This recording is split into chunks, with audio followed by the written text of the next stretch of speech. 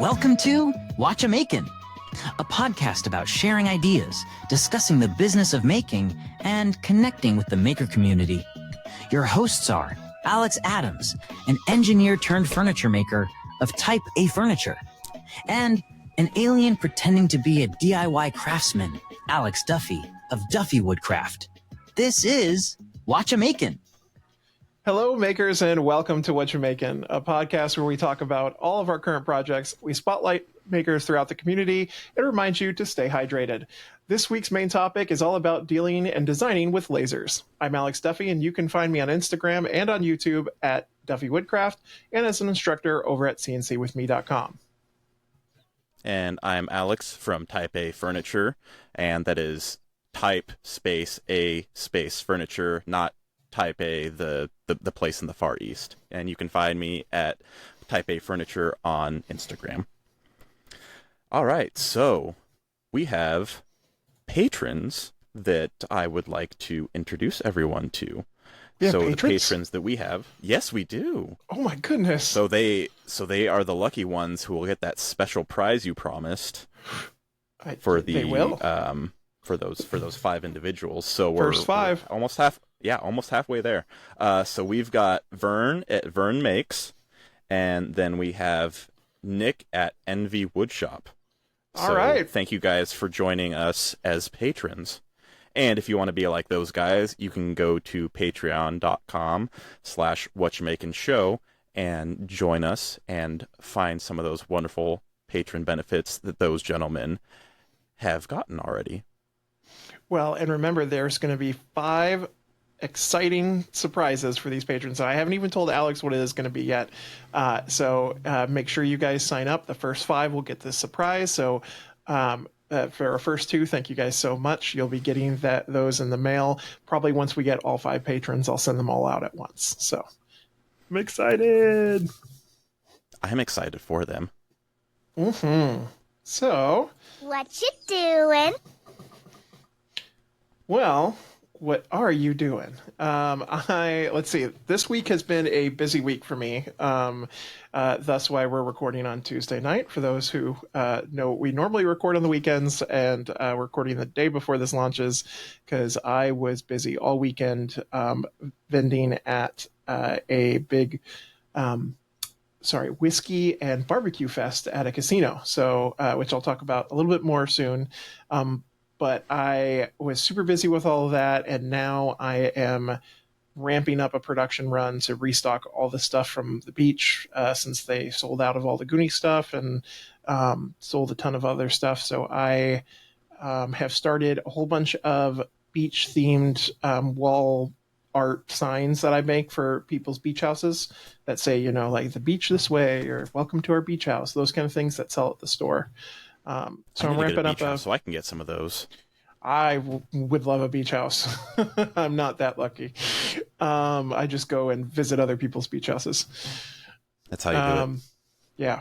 But so I'm ramping up a production of all of those. And I'm in the middle of a production run of all the stuff for AWSF Fair, which is coming up in exactly 1 month from tomorrow. I'll be flying out to Vegas for AWSF, and I'll be bringing out all the speaker gifts that I'm making for them as well. And actually, I'm really excited because one of the products I've never made before. So I'm making these wooden front cover and back notebooks. So I bought a binding machine, and I'm learning how to bind paper together and use the little metal wire binders and everything to put together. So that's been actually really exciting. So are they the ones with the kind of rectangular punched out that wire goes through, that style of binding? Yeah, so it was that style, yes, but I'm doing circles, not squares, because I think circles look better than the direct squares. Well, and you're not a square, so that makes sense. Some days. So that's been keeping me really busy. I lasered actually 50 bottle openers today for them, because I've got 50 done so far, and I need another 50 to go still, as part of the speaker gift bundle. So So halfway with the bottle openers. So are those bottle openers, did you do them completely on the laser, or did you make them on the CNC first? So I make them on the CNC first. They are made out of a bamboo plywood called Bamex, which is it's a tiger variety. So it's this really cool maple and walnut stripe kind of bamboo looking material. That's a 3-ply plywood, but it's food safe. Ooh, 3-ply. That's fancy. It is, yeah. It's 2 thin layers on the top and bottom with that tiger striping, and then a bamboo core in the middle. And they, I really like it because it's super stable, especially for small pieces. So once you cut it out, I never have to worry about the stuff shifting or deforming at all, which is really nice. So I, on the CNC, will carve out all the pockets for the metal bottle opener hardware, and I have it pre-drill all the holes for the screws and everything on it, plus put all the holes for the magnets that I use, because I make these they're magnetic, so they can just go right up on your fridge. So once I do all that on the CNC and cut it out, I do a quick sand on everything, and then I head over to the laser, and on the back side of or front side, whichever one you want to think, the non-bottle opening side goes the logo for the company. So in this case, AWSF. So are you more basic with the screws and just doing like Phillips screws to put the hardware on, or do you use like one of those fancy style of screws? It comes with just the fancy, or the Phillips style. I would go fancy, but the kit, so I buy the hardware in bulk, and it comes with the little tiny, they almost look like eyeglasses screws, basically, because of how small they are. Oh, so they're little. Okay. Yeah, they're little, but they hold in just fine. Oh, yeah, I figured. I was just more curious if you went with a different type of screw head, because sometimes aesthetically it changes the style of it. So absolutely that was mainly why I asked, because the hardware is going to be the same strength. The head doesn't really affect the strength. It's more about how it ends up looking. So right, and I really like the Torque look. I like that star, the Torque's look. I think those look cooler especially for something like that. But I looked up at buying that hardware once, and it was actually really expensive for screws that size. So I was like, because I think they have to be precision laser cut screw heads for Torques at least, especially when we're talking you got a much more complex size profile. So that was interesting. So I'm about halfway done with all of that, and then I'll start on the notebooks, and then I've got all the whiskey smokers already done, and I need to do some some business card holders as well. So I need to start working on that design as well. So yeah, but that's what I've been making this week. What have you been up to? We have been putting on the miles on our 3D printers lately to make sure we've got enough stuff to be selling at the swim meets that we've been going to with my son. So we've been doing well there, and we'll talk about that more a little bit later, but we've been working on bringing back our stock that we have sold and making sure that we've got a couple of new things as well to kind of test out different items to sell. So kind of on the same vein as you, where it's like you've sold some stuff and now you've got to replenish that inventory. And especially since I had gotten the church pews done, I know it's with me, whenever I've got like a big project like that you are done, it kind of feels like you've got this void that you feel like it's kind of hard to fill because it was like all of your schedule. And so when you don't have that anymore, it kind of like it jars you a little bit, and it's tough to like get into the groove again sometimes. So I haven't done a whole lot of stuff in the shop, a little bit of cleaning, getting some of that stuff put back. But one thing that I actually got back to was a cane that I was making for my grandpa. It actually started out as like a gag gift for a friend, where I was like, oh, I'm going to make you a cane because you're getting old. And then my grandpa started using a cane, and I was like, oh, I could make him like a nice cane out of this, instead of it just being like something that I send to a friend for like, kind of a gag present. So I actually got I had worked on it and got it to a pretty far stage. where it needed like it. I got it done with roundovers with the router, so I've got the little just like trim router, the little DeWalt one that's cordless, and so I just put a 1/4-inch roundover on that. I clamped that in place and went over it because I'm also very, very cautious around the router, especially around the handle of this, because you have switching grain and you're changing directions and all that stuff. So that was partially why I hadn't gotten back to it, because I had started this a couple months ago and then it just kind of like went on hold for other things. And that was partially why, is because it was just like that little bit of like hesitance to do the roundover on it, because you get a little bit of a little scared when it comes to that changing grain direction of tearing something out or pulling something through. And it went just fine, did really well. I just need to sand it and then apply finish is what I need to do. So that I don't know if I'll probably get to that here this week, but we've just been really busy with like 3D printing and doing other stuff, other summer activities and things, that it's just kind of been hard to get back into a groove for a lot of the other projects that I have. So and some of the cleaning up around the shop kind of is going towards helping with some of those other bigger projects, because those other ones are bigger projects that need some of that space, and a lot of my Festool sustainers are just strewn about in the shop and they need to go back to their spot. And I don't really have a good way of organizing them as of right now. Like half of them go underneath the bench and then the other half just kind of like go up against the wall and get stacked, but there's some other junk and other things in some of those spots. So eventually I need to get more dedicated space for those tools so it can just go directly back to that spot and be done with it, and then I can move on to the next thing in my life. So that's going back to the cane for a second. I really like when a project starts out as a gag or just a for fun thing, and then you're like, oh, but this actually would be really good to do.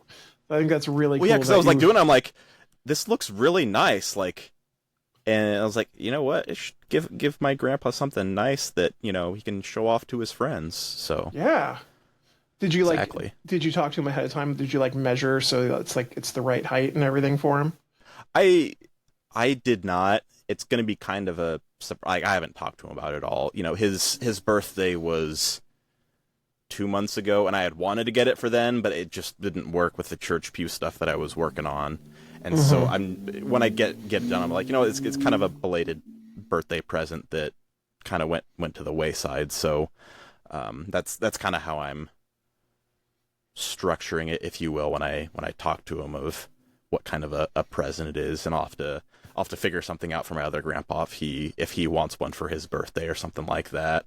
Because nice. It's just like kids. If you've got more than one, you can't just gift one, right? Because then there's gonna be fights over, I don't have that, so I need one, and they're gonna fight over it. So he's the favorite. Happy. Yeah, exactly. Yeah, you gotta make sure that everyone is getting something and that everyone is happy in the end.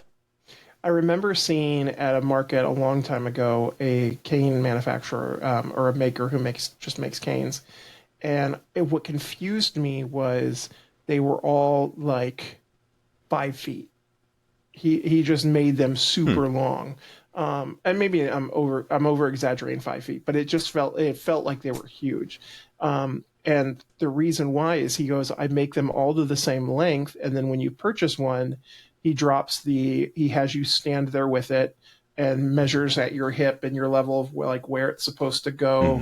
And then he just has a little pull saw that he then cuts off the bottom and then hammers in the metal foot that he puts on the bottom of each one, so that each one is custom made for you right there when you purchase it, which I always thought was such a cool thing. But as somebody who sells, I'm busy enough as it is. I don't want to take that time at the booth to do it.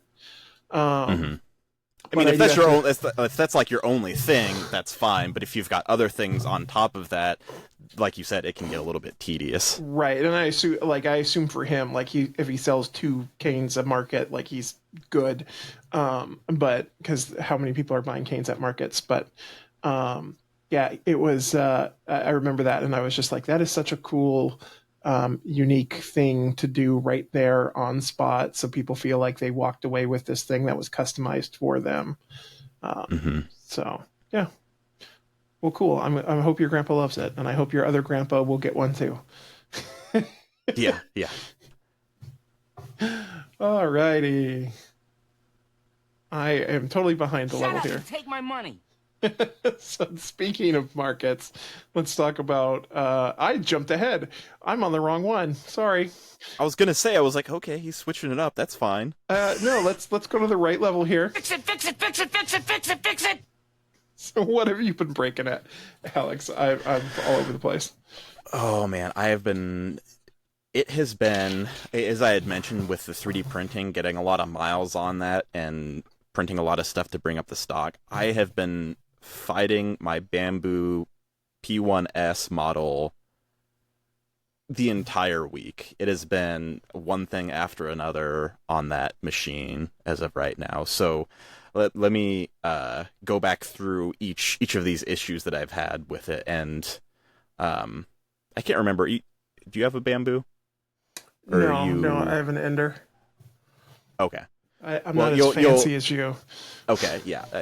Well, I got in a lot later in the game, so I got the nicer option.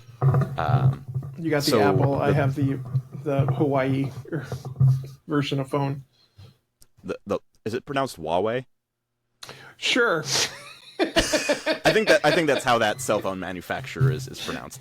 Anyway, probably. with this Bamboo P1S, it's for those who don't know, it's an enclosed printer. It's the kind where the tool head moves X and Y, and then the bed just goes up and down on it. And so on this one, the first problem that I had was so my son had loaded in a Silk PLA, which those have slightly different temperature settings that they need to work. And I think when he ran that through, I think he might have set it up as a regular PLA instead of a Silk PLA. I'm not 100% sure. And the nozzle got clogged with that. So it wasn't like a bad clog. Like, it was just enough that, like, the entire nozzle was filled and, like, the end of the nozzle was kind of, like, caked. Just kind of like sometimes if you've got, like, super glue or something like that, you get it, like, it just comes out and it covers the tip of the nozzle. And I was trying to get it to, like, feedback through, and even if I heated it up, it was still having issues. So what I ended up doing, I actually had a, because that was the original tip that came with that 3D printer, and I had already purchased a hardened tip, a hardened steel tip, because you can print different types of filament with that because it's more durable for those that don't do a lot of 3D printing. So what I ended up doing is I swapped that nozzle. Now, the Bamboo A1 is super duper easy because you just unclick that nozzle, pop it in, and you're pretty much good to go. Whereas with this one, when you take out the nozzle, you've got to take it out with a couple of screws. There are connections for the sensors that monitor the temperature on there that you've got to take off and put on that new one. Or that one, I think what I ended up doing was I just kept the sensors with the one that had the issues with it, with that Silk PLA, and just left it as its own self-contained unit and just set it off to the side. Because I could maybe get it fixed later, probably not. But I just put the new sensor on the new steel hardened nozzle. So you've got to string those cables through, and you got to put thermal paste on there to make sure you have good contact and all that stuff. So it's a little bit more involved. That, yeah, I figured that the Ender was probably like that. I haven't worked with the Ender, but I figured that it was something along those lines where it's a little bit more labor intensive. Now, the good thing about this nozzle is that you actually can screw in or unscrew different nozzle tip sizes.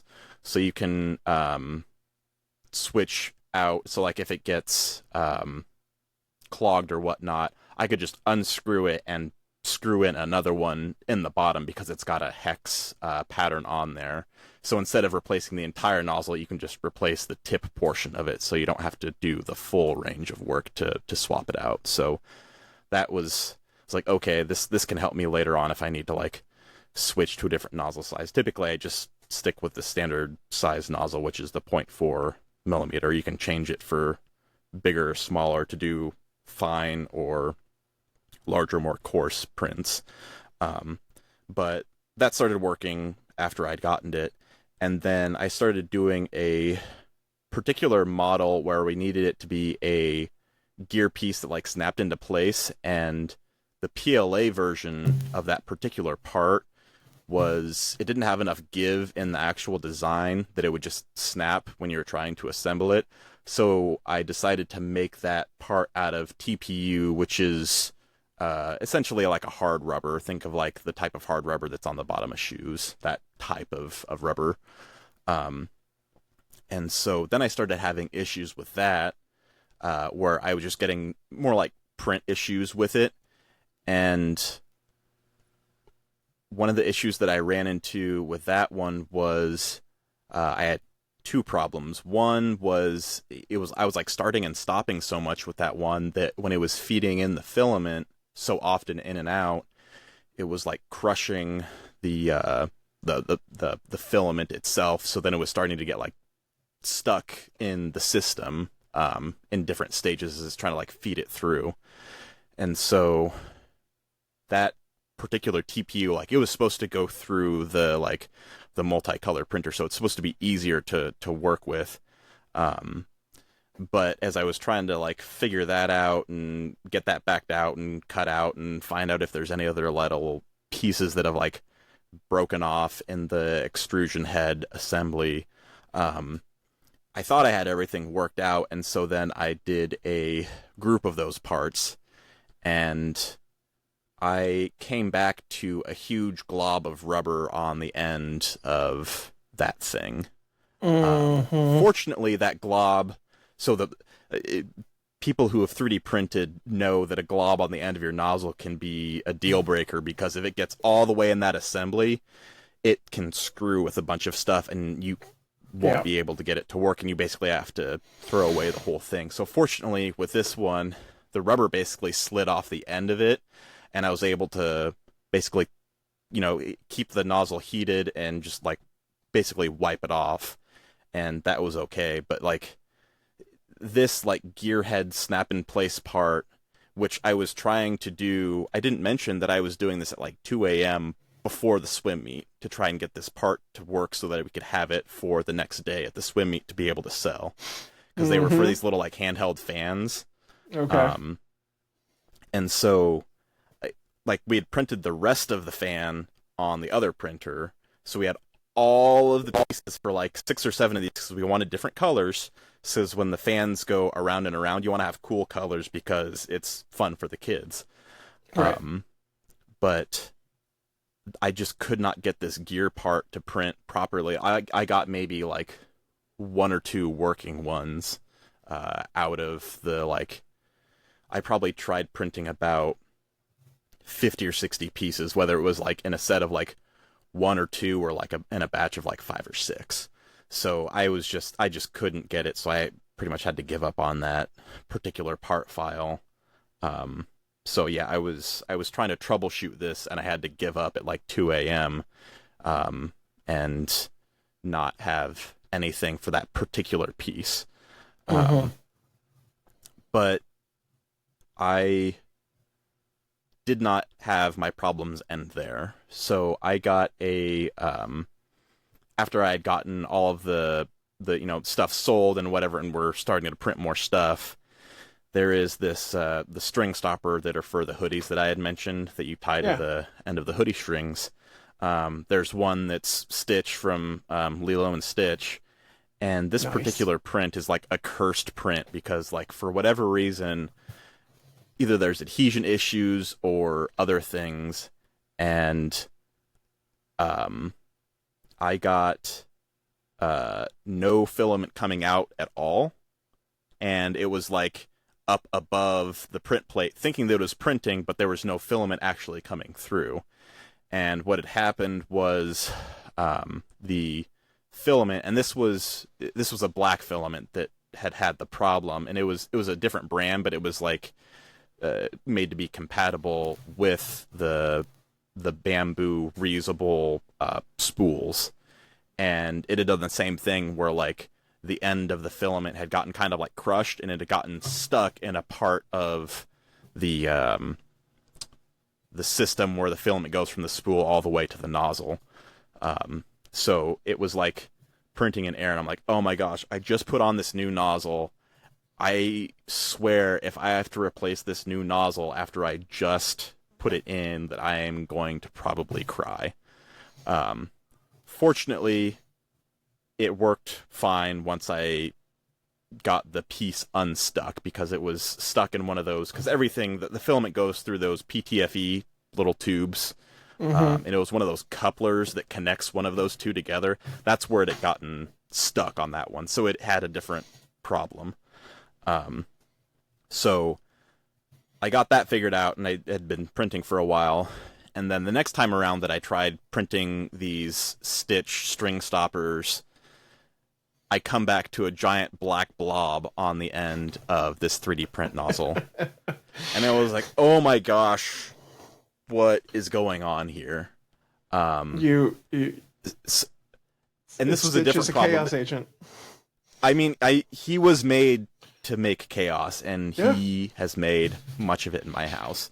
So I think what had happened was, on this particular one, I got a little bit too generous with the hairspray on the print plate, and I think I had put so much on there that it just popped right off too soon, and everything drug together, and it was just pulling everything around with it, and it was just making a bigger and bigger and bigger black blob on the end of the nozzle. But fortunately, it was not done printing, so the nozzle was still warm, right? Nice. So I did the same thing as before, where I just pulled off the entire glob, and I had stopped the actual print itself, but I heated it back up to make sure that I could just wipe off the excess filament that was on that nozzle. And then once it cooled down, I just took some isopropyl alcohol and cleaned that off.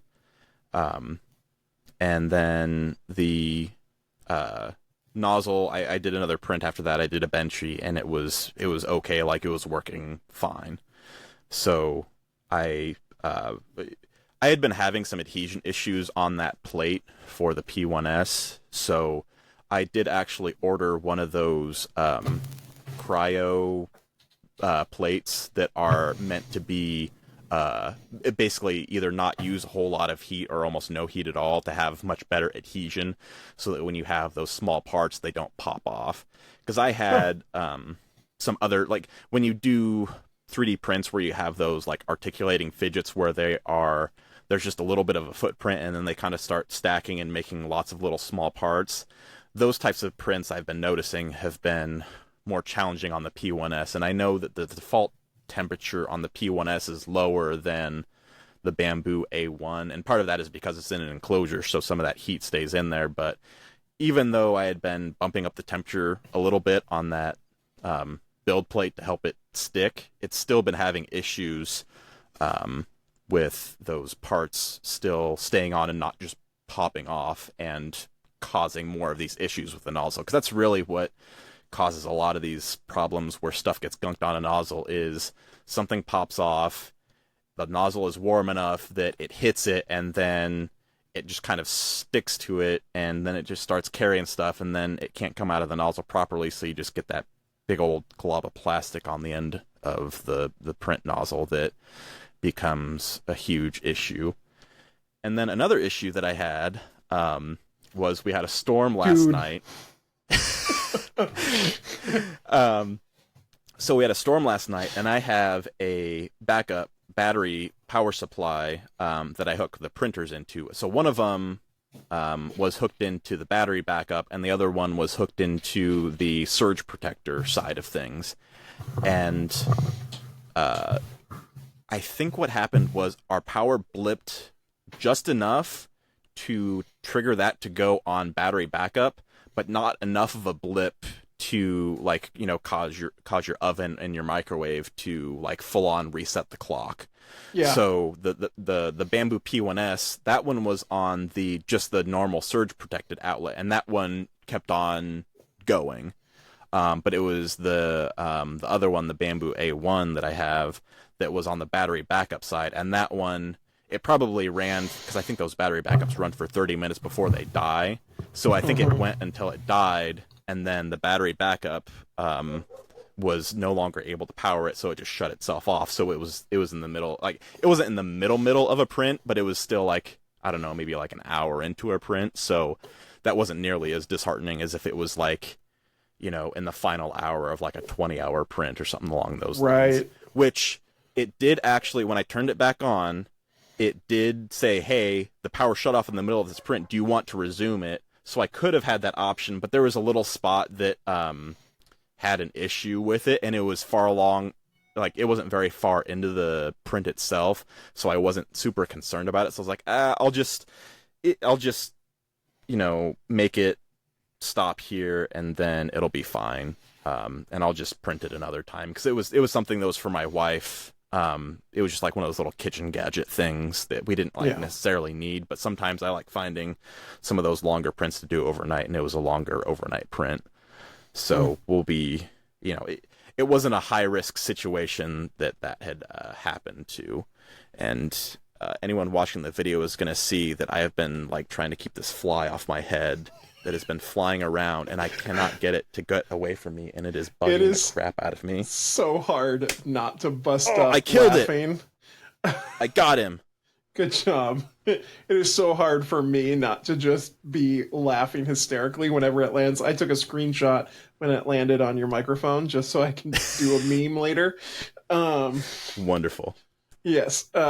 So anyway, that's been my like 3D printing nightmare with the P1S. So the long story short is that I'm getting that cryo grip plate. I think that'll come in a couple of days, and I'll see if that helps with the printer. So, because like I haven't had nearly as many issues on the Bamboo A1, because that thing is just like a tank, and it is really easy to troubleshoot when you do have problems. Like everything is very accessible when you need to check something. Like it's not 4 or 5 steps of like taking off covers and screws and other things. Like it's maybe like one step to get access to what you need to check out, and it's really straightforward to troubleshoot. Whereas the P1S is a little bit more of a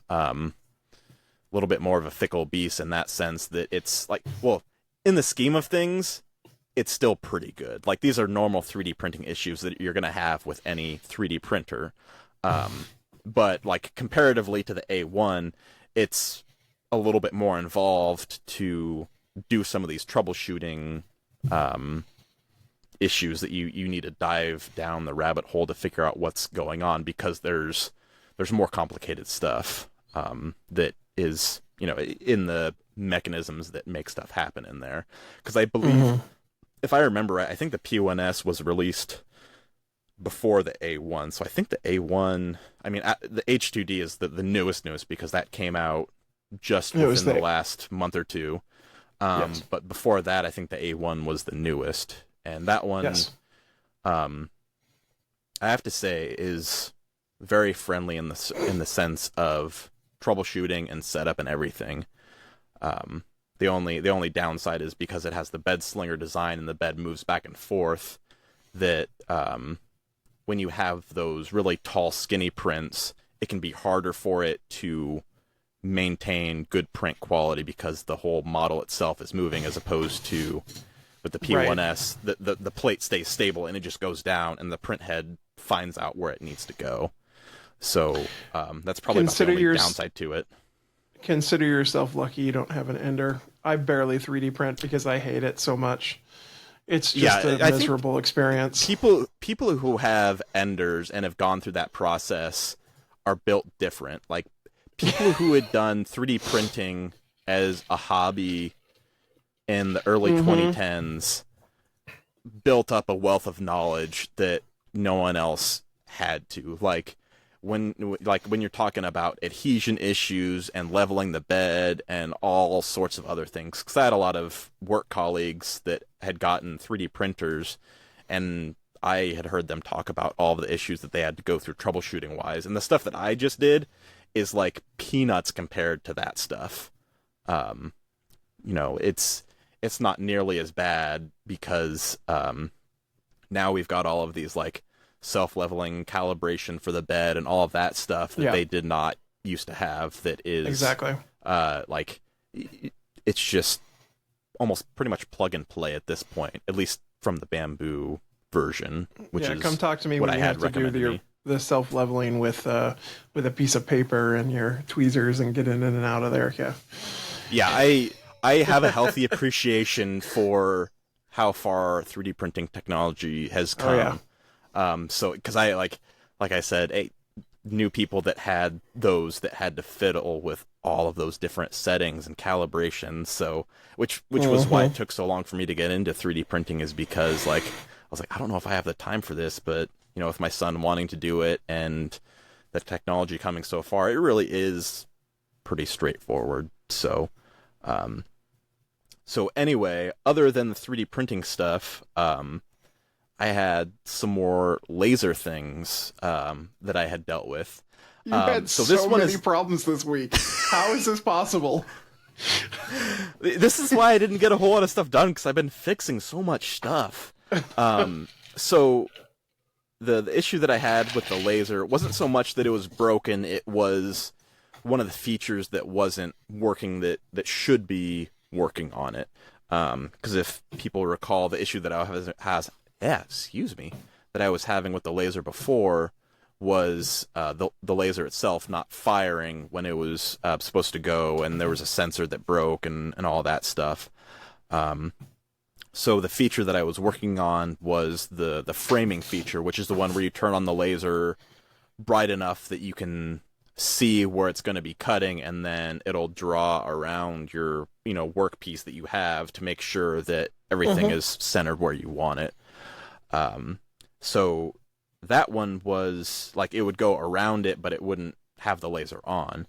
And I was in one of the Facebook groups for these render lasers, which is the brand of the one that I have. And I had asked some people if they had experienced the same issue, and the fix for this was that you have to manually turn on the fan before it will engage the laser to do the framing. So it was one of those safety precautions where the fan has to be on to be cooling off the laser so the unit does not overheat and break itself. But I thought that by doing the frame function that it would do everything that it needed to in order to make that happen. But since that safety feature was in place, you had to there was a manual command. There's like a little button in the console for this particular unit that you press to turn on the fan module. In order for that to go on, then you had to go through and frame it and turn on the laser and have a couple of other settings go in order for it to turn on enough that you can see where it's going, but not fully on to start engraving. So I got that feature working in there, so it was more of a figuring out the protocol steps kind of thing and how it actually works in Lightburn in order to make that particular feature operate. So that was a much simpler thing than obviously all the 3D printing stuff, and also the previous issue that I had with the laser with the sensor malfunctioning, which I did find out it actually was a like plunger style sensor for the shield. It had just basically sheared off part of it, so there was no plunger to actually press in that sensor. So I could probably fix it with like a little dab of hot glue and it would probably work, but shorting out the sensor is good enough for me because I just leave it on. I know what I'm doing. I can make sure that I have the cover on, because that's all that sensor really did, was make sure that you have the shield on so you don't burn your retinas out like the guys in Raiders of the Lost Ark. Let's see. For me, I haven't been breaking a ton of things. I would say I've been breaking a bunch of bits. So I've been testing a new brand of bits. No, most people know me. I work almost exclusively with Cody from Cadence Manufacturing and the Jenny line of CNC bits. Um, and Cody is phenomenal, and he does take care of some people who are international, but generally he's not an international seller. And I've had recently some people asking me for advice on other bits that they could get internationally. So I had a couple of brands that had reached out to me to test their bits, and so I was like, okay, I'll test your bit and see, because I see that you sell internationally on Amazon, so maybe we can figure out something that I can recommend. And so far the quality sucks. So are these like no-name brands that are like new, or are they like a little bit more established? There's one that's a little bit more established, and I'm not going to say the name. And then there is one that is no name. The no name is actually not doing that bad. I still had a couple of bits that have not performed well. But the established one, man, I had some bits just snap right in half doing it. So I do a couple of stress tests. And as I was talking about that BAMCore, that is actually particularly dense, and it is very rough on 1/8" bits. But I use it specifically with 1/8" bits because I cut all my toaster tongs out on it, and I can kind of wiggle two tongs nested in on each other and cut out with that 1/8" profile. And as long as I do that, there's no overlap, and I can get two in the space that I would only cut out one if I was using a 1/4" bit. But it is very difficult on those bits, and it wears them out quicker. But it also creates a lot of vibration. And so with this other manufacturer, I just think the quality of the carbide steel is just not up to snuff. And it is, I've lost 2 of them out of the 5 they sent me, and I'm just like, we'll see. I have another one to run, and if it breaks too, I'm just going to be like, all right, well, that tells me what I need to know about this brand. Because again, I do hold everybody up to Cody's thing. Cody, in my opinion, makes the best bits, Cadence Manufacturing, and so I hold all of everybody else's bits up to his level. And if they don't perform, I can't recommend them, because there's a better thing out on the market, even if you have to order, and pay for an arm and a leg for shipping. So, so that is really all I've been working on as far as what's been breaking. Otherwise, I haven't really had time to break anything. So, Shut up and take my money. and that's partly because I've been selling a ton. So, talking about, as I mentioned, this past weekend, I had the barbecue fest at the casino. So, A-Lene Casino here in Vancouver, Washington, they do a big, about every quarter, every 3 months, they do another like drinking fest. So a brew fest or a whiskey fest or wine fest and so on. And so this was the barbecue one for the kickoff of summer. And it was great, and it sucked the first day too. So the first day, so they do it outside because it's the middle of June. And usually here, June is, I'd say the last 5 years, it's been warm and hot in June. Traditionally in Oregon, it's still our rainy season until the mid part of June. So, but with, change in climate and everything, it's been getting hotter and drier sooner. So the last 5 years, June 15th and rolls around, it's been nice and hot and dry. Saturday was so cold for here. It was like 55 degrees for most of the day. And I know Midwest boy is going to be like, that's not cold. It was cold for here it was 97 degrees on Saturday. And then to turn around and be 55 degrees on the following Saturday was insane. So I was pretty frustrated. And because it was outside, we were on top of their parking structure on the 6th floor. It was super windy. Like we had the banner we had bungee cords down to all of the structure around it so that it wasn't our thing wasn't flying over. We had to like weigh down different displays that I have up just so that they wouldn't tip over. And the first part of the day, they break the whole sale into 3 sessions. The first session was super busy and had lots of sales. I was selling average sale of $25 to $50 every sale. So good size amount of sales for one of these events. And I made quite a bit of money. And then the second session, which started at 5 p.m. because it was 12 to 5 or 12 to 4 with an hour break, and then 5 to 9. So we started getting in the evening, the wind picked up and the temperature dropped back down to like 50 degrees, but with a 15 mile an hour wind. Our booth apparently was the windiest booth out of the entire place because So you're like the Chicago of that entire apparently because right? they had 3 structures and we were in the middle structure, and the structure on the other side of us had like plastic sheeting on one side, so it wasn't letting the air through. So I think the air was going up and over that structure and then plunging down into our booth to get underneath and into our structure that we were under. So it was just freezing. We were sitting there with blankets and sweatshirts and just cold. And you would watch people walk in.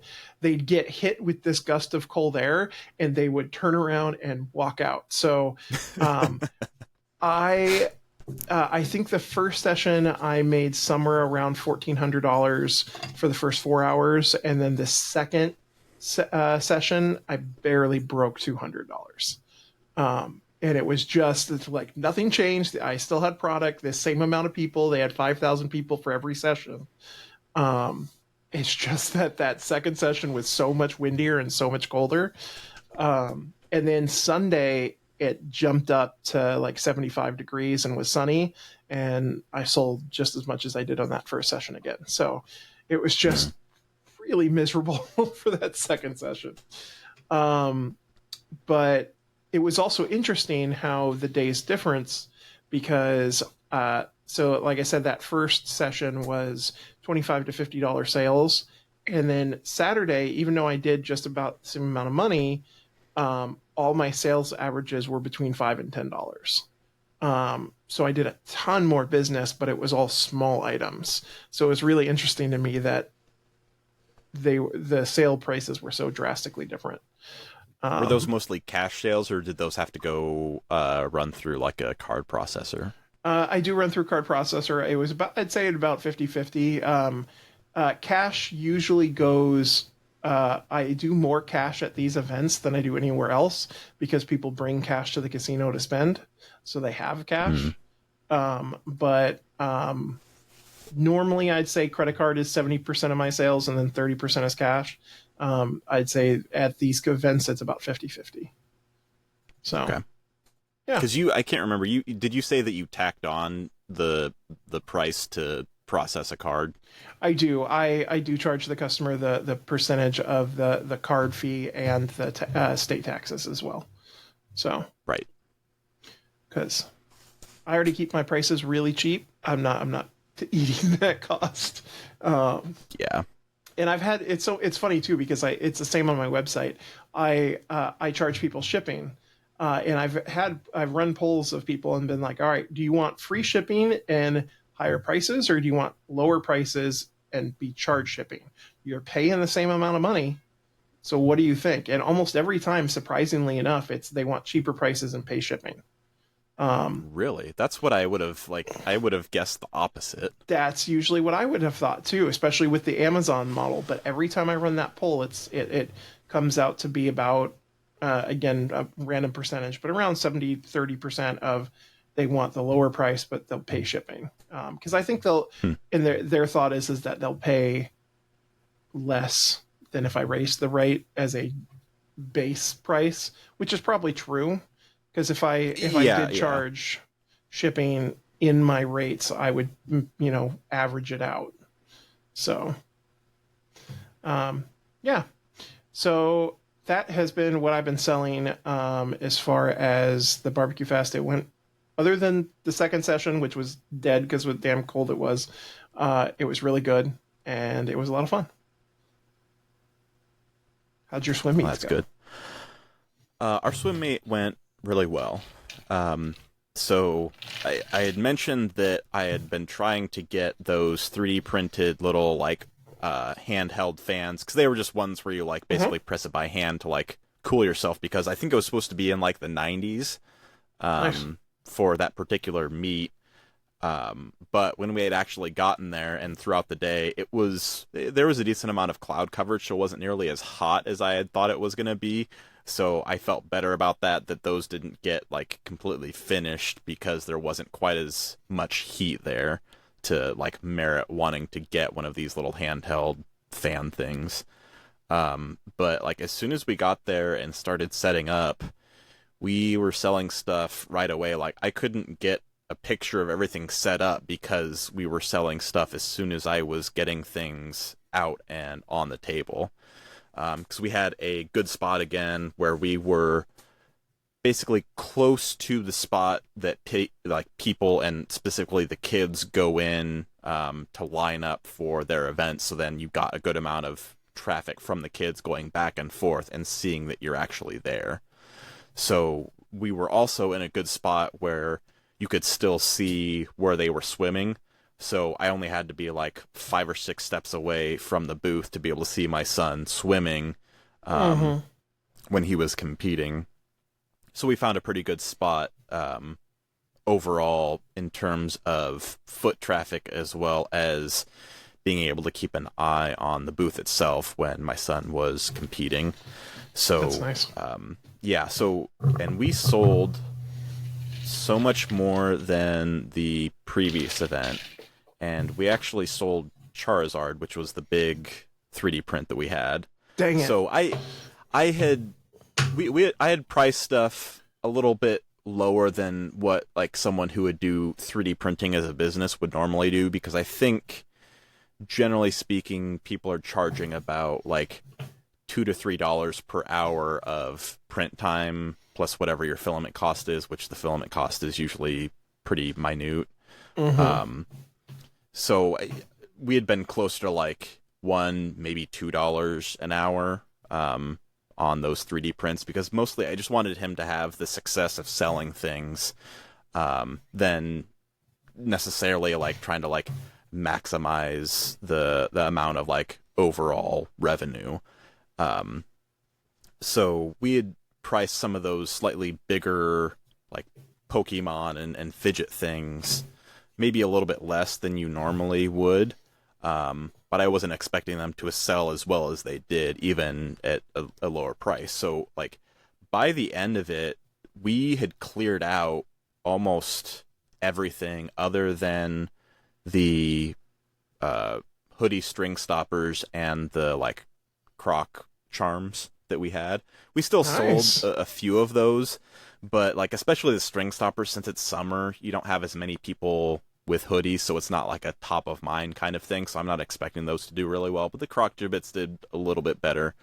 But yeah, we sold a lot of the stuff that we had brought that I was not expecting to sell. So like I was not expecting someone to buy Charizard, which we only priced it at like $30, which is still like for a 3D printed thing, like it's still a decent amount of money to be spent on, you know, a toy or a fidget.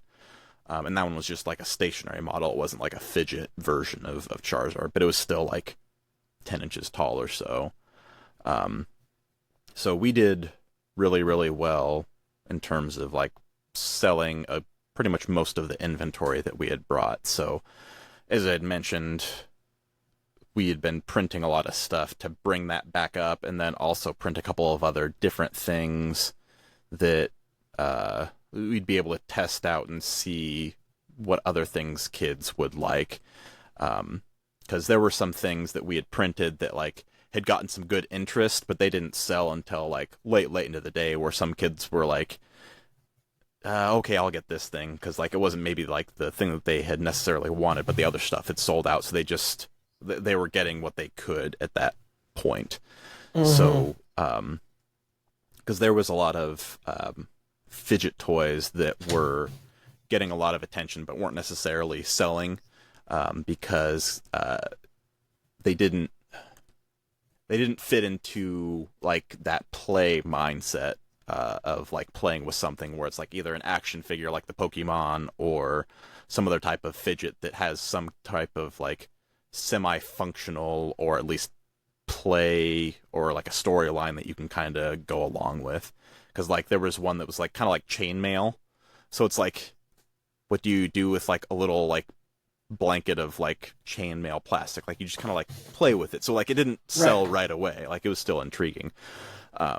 But one of the things that we didn't sell that garnered a lot of attention was, it was basically this like Wolverine like finger attachment thing. So like whenever you would like bend your finger, like the Wolverine claw thing would go out. And since the kids were smaller, it didn't like the distance between the two parts that connect on the finger didn't necessarily work super well. So it was kind of like an odd thing. Like once you get the kids to actually like figure out how it even worked, and then even they did get it put on properly, it didn't necessarily like work super well. So that like, I think part of that was just, it just wasn't meant for their size of hands. But really what overall those sales reinforced was that basically fidget anything in terms of whether it's like an actual animal that's like that kid's favorite, or whether it's like another brand that they recognize like Minecraft or Pokemon, or any of the other more popular things like the Cursed Stitch pieces that I had. We sold some of the gibbets were a lot easier to print. It was the string stoppers that were the issue. But so anyway, that helped us kind of dial in what we want to print for the next time of around for this upcoming week's swim meet. So lots and lots of fidgets of different varieties. We did have a couple of people ask about keychains, which we didn't really have that much set up there. Because that was probably one of the things that we didn't set up well for, is demo pieces for like the string stoppers, as well as the little charms that go on the straw of your drink that you have. So I had forgotten some of that stuff, so I didn't have it with me. But I did get the levels of stuff in terms of like stacking up the different pieces. Because what I did was I got it's a clear bin from Walmart that had like nesting clear bins. Nice. So what we did is we like filled that for the way over, and then when we emptied it out, we just flipped those bins upside down. And since they had different sizes, that allowed us to like stack different size things in different spots on the table itself. So there's still a few other things that we can improve and do better, but we're slowly getting and learning how to set up better for these particular style of events, to get the kids in there. And one thing that we also did that helped out significantly was we got the little price stickers to put on everything, or we had like the little price tags that had the little string on it that we could put on some of the pieces. So instead of the kids coming up to us and asking, how much is this? How much is this? How much is this? They had however much money they had, and then they were working the math in their head where they were putting stuff together. They said, well, I can get this, that, and that thing, or if I switch these two things out, I can get this thing. So there was less questions and work on our end when it came to the pricing and keeping on top of what the kids were asking in terms of questions. So then that freed us up to do other stuff and at least not be overwhelmed with working with everyone who came up to the table. So that was great. For those who are watching, you'll see me put this up on the screen, but I will also mention it. This little printer is the best investment I have ever made for my business. And it is the Phomemo, Phomemo, thermal label printer. It is Bluetooth. It connects to your phone. So whenever I'm at a market and I'm like, oh, I want to adjust a price, or I forgot the label pricing. I just open up the app, I type in the printer, and have it set in the label print size, and I hit print, and it just prints. It is so easy. There's no ink because it's thermal. It works almost instantly. As soon as you hit print, the label's printed. It's not like you have to wait for it to heat up or anything like that. And seriously, the battery life on the thing is incredible. I finally had to. I've had the thing for over a year, and I finally had to charge it for the first time. That's literally, and I use it almost at every market. So with that stuff. barcode, do you have the people scan it and it just pops up on their phone, or no? So that was just an example. That was just an example that they have in there. So what I do, and I will open up the app real quick, is I just get the little 10 by 10 millimeter round circle labels, and then I literally just print the price tag on it, and I type or add the text to it, type the amount on it, and hit print, and then it allows you to do multiples. So like, if I know I have a ton of things that are printed at or are listed, say for $25, I can print 50 labels at once if I wanted. The rolls of the little labels, I think, are like 300 labels in a roll for $10. So it is, and the printer itself is $35. So it's definitely reasonable. Yeah, because we had used the generic stickers that you get that are part of a pack that you do for like garage sales and whatever, where they have a bunch of printed out prices on there, and then there's a few blank ones that are on there where you can write some of the pricing in there. So I do have to say that definitely what helped. is pretty cool is it does offer, and I don't know why I'm sponsoring this at the moment, but I'm sponsoring it. You can create custom barcodes inside the app with all of the different barcode code bar codings. So it has all of these different styles inside the app. It also will create QR codes inside the app as well. So you can just put in, say, a web address and have it print out the QR code for that. So I do that on some of my retail store ones. I will put a QR code so that they can scan it and go to my website if they want to learn more about or see the other products that I sell.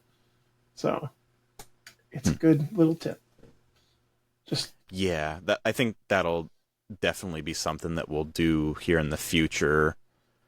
Because writing it's nice if it's just like a pre-filled out number that you can just peel and stick, but a lot of the numbers on those little garage sale sheets don't match up with what I have. So it was just one of those like, okay, I'm going to grab this, and oh, this looks good, so I'm going to grab it as well. Because I didn't think about doing that until we were at the store.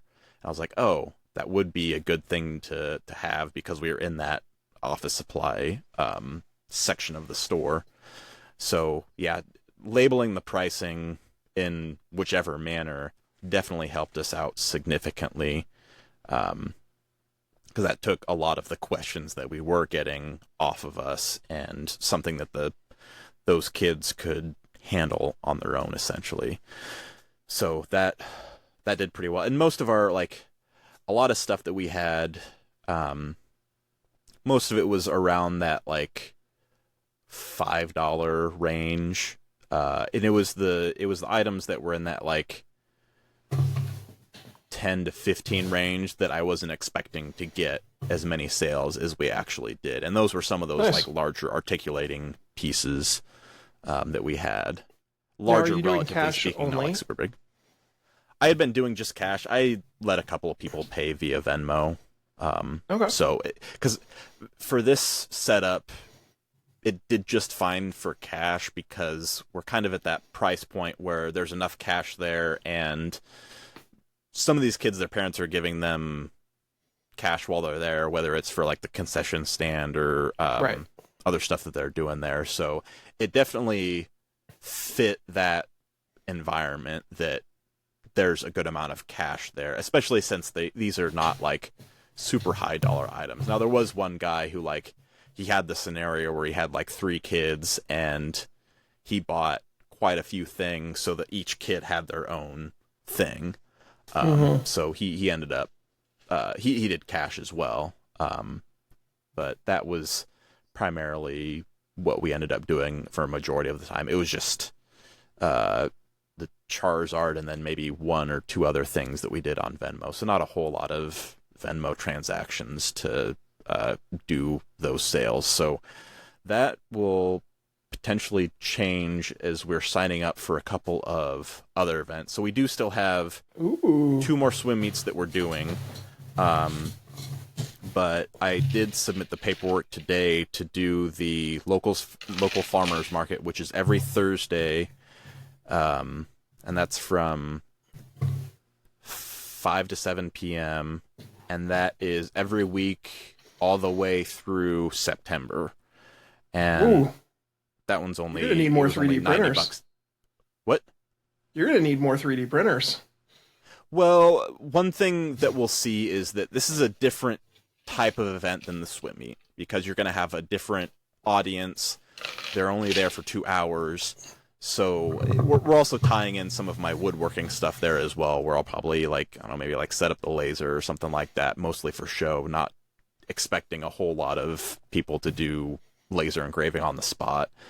But it'll be interesting because it's a different set of people, and so I don't know what to expect necessarily, because at these swim meets, mostly we were interacting with kids, right? Like, these were the primary ones that, that we were talking with, that we were selling stuff to, like, and the stuff that they bought was a little bit more on impulse because it was a fun toy that they wanted, and whether they had saved up some of their own money or they had some that day from their parents, they had, that impulse buy mindset set up because of that environment. You had a full 8-hour day of them being there and being captive, and so you get them coming by multiple times and basically saying, yeah, I guess I'll get that because that thing was a lot of fun that I was playing with, as opposed to this farmer's market is,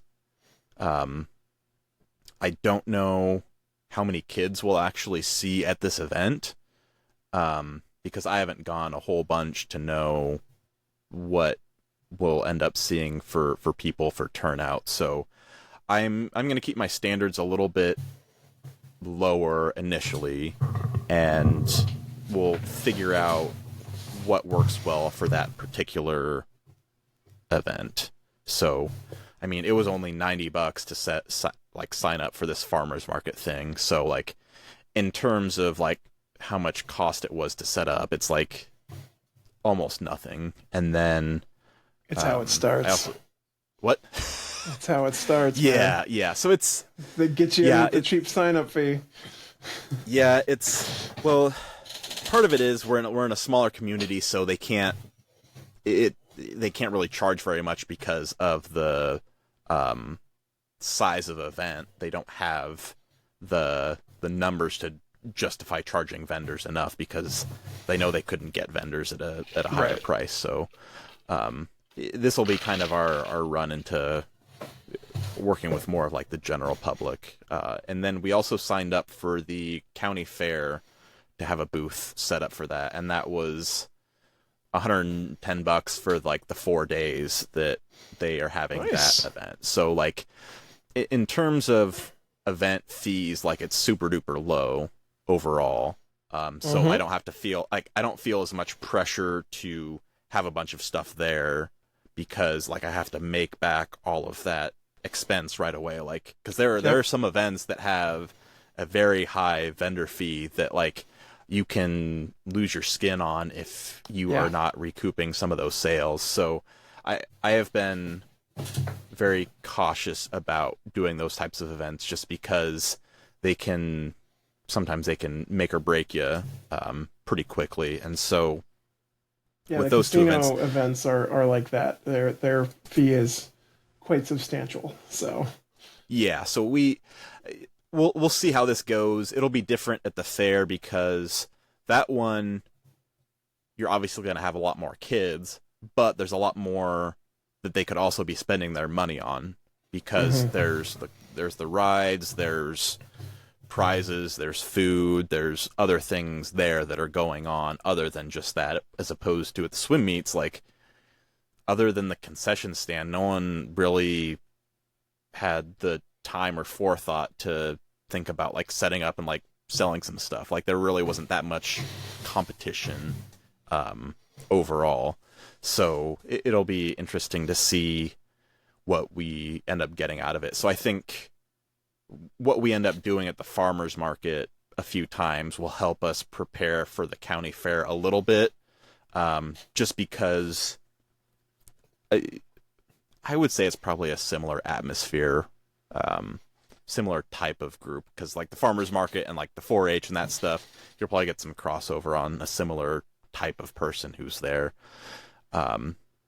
So the fair stuff doesn't happen until it's the last weekend in July, I think. So it's like the last day of July and then the first couple of days of August. So we've got some time until then to pull some stuff together. So we'll have to work on our booth setup a little bit, because up until this point it wasn't. I mean, we've made good changes, and you know, obviously some of those are some of the suggestions that you've had for crafts, but we've been able to get away with not as good of a setup in the past, just because like you're the only one there and you've got a captive audience, whereas now you've got other things that are fighting for attention. So we've got to step our game up for these other events, because there's a lot more stuff going on at these events that will draw people away from your booth into another booth. So absolutely, there'll be a lot of learning. So I'm not, like I said, I'm not expecting a whole lot, but I will expect us to learn a lot of things about what works and maybe what doesn't work quite as well. And especially with how long that farmers market is going, that'll give us a lot of time to make some changes and tweak things as time goes on. Because they've had a couple of these farmer markets already, but it just started in June, so we've only missed like 2 of them, I think. So I'm not, out very much out of that overall fee that's for the season. It's like, we missed a couple. It'll be fine. So I think we'll do pretty well. So that's my long-winded topic of what we've been selling and what we are planning on selling here in the near future. I'm watching you, Wazowski. Always watching. Whew, she's nuts. Yeah. All right. So this week I have been watching a few people, and not in a creepy way, just normal way. They do put content out, so they want people to watch, right? Maybe. Are you saying that they're asking for it? Ooh. Yeah. Okay. We're just gonna move on.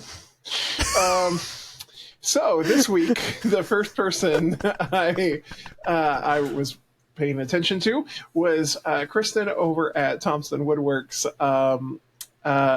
He did this reel on Instagram that was so cool. It was a hidden shop beer cooler. And so he made a cooler to put all his beer in, but he wanted to hide it in the shop. So he literally made it look like it is a stack of 2x4s, and then on top of the stack of 2x4s are a couple like offcuts that have just been thrown randomly, and a can of stain that's sitting there on it too. I think I have actually seen this. Yeah, I remember seeing this. The whole part like has a hidden opening that opens up. All those pieces are like glued in place, and so that opens up, and inside is his beer cooler. It's so cool. Gives me so many ideas of what I might have to do with little hidden cubbies around the shop. But that was really cool. Tyler and I'm sorry if I'm saying your name wrong, Sendero, Sendero, Sendero Designs. I really appreciate, he bought my soap dish CNC file from Etsy. And then he went and made a whole bunch of them on his CNC, and he tagged me in a reel that he was doing of making all the soap dishes. So I thought that was super cool. So yeah. And I love seeing, like, I sell my files cheaply just to pay for my time, basically, because I love seeing makers make things that I designed, and I think it's just so cool. And to know that, hey, they're making something that's making them money just like it's making me money, so sweet. And especially when they don't ask you questions like, why doesn't this work on my laser or my 3D printer when it was made as a CNC file? Yeah, you're not kidding. Or I sell Vectric files because I work with Vectric, and that's the program I use. The amount of people that go, well, it didn't work when I imported it into Easel because it's a Vectric file. It says Vectric file. Yeah. Yeah, so that was really cool, Tyler. Thank you so much for tagging me and showing me what you're doing. I love it. And he got Juniper, too, as he was making it for the Juniper soap dishes. So I know that's hard to find sometimes locally, so that was cool. I know we talked a lot about her, but I'm going to bring her up again because it was so dang cool. So Yessie at Knock on Wood, she just announced a new partnership with SawStop, and she posted a reel about not having time to post a reel and asking her partner to record it because he's a photographer. And man, he has skills. He is a man with a particular set of skills, and those skills are photography and videography. It was so good. So we had talked about her before when she did the Makita announcement and how good that looked. Now I understand because she's got a professional photographer working with her. And that makes a big difference.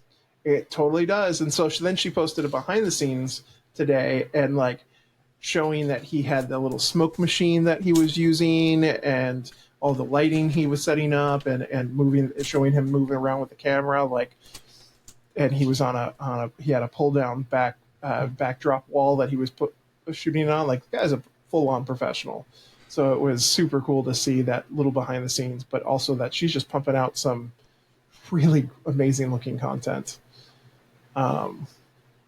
And she's a friend, and I think she's awesome, and it's really cool that she's getting all these partnerships. So I'm super excited for her. Maybe one day we'll get her on the podcast, but she's super busy. And you too can get this much attention from Alex Duffy if you get yourself a Next Wave CNC. That is not the reason. If you are but it nice. Helps. And it does help. Yes. If you're nice and you make great content, I give you lots of attention.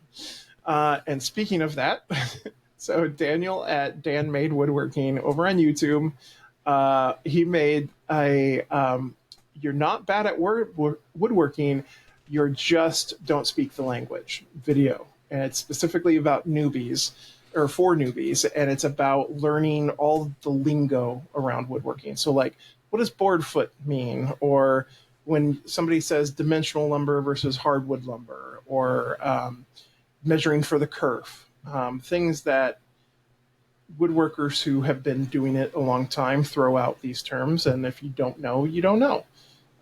So I really appreciated his video, and it's definitely a newbie focused video. So if you want to learn a lot of it, and to be honest, I did not know kerf. I do not use that term regularly. I just say, a measure for the saw blade. So I learned something, which was great. So, and the video is really well shot, and he has a really good presenter voice in how he presents everything. So I thought he did a great job. And then finally, Tyler over at Boydston Grove, he had a video on 5 easy, cheap grab-and-go products you can make for your maker market. And some of the standard things, you see a lot of these videos, like leash holders and candle holders, that kind of stuff. But what I thought was really great of these 5 projects, he had this, like, at first I thought he was making a birdhouse, but it was this house-shaped picture frame that goes on the wall. And it's not like a traditional picture frame. Think of, like, if you're looking at the front of an old-style schoolhouse with, this square and the triangle is the roof and that kind of stuff. So think about that. And then it's a magnetic board, and he has a little clip that then you put your 4x6 printed paper or picture, and you clip it on there. And so you can, especially for like the school photos and things that they send home, it's just an easy little clip thing. And it's a wall hanging piece, but it was super easily made. And I totally see that as a product that would sell really well at markets, because you have the people who are at markets usually are moms and grandmas and people who are there shopping for others. and not saying it's not guys as well, but I'm stereotypical that people buying those type of decor items are family member or parents, and so it was.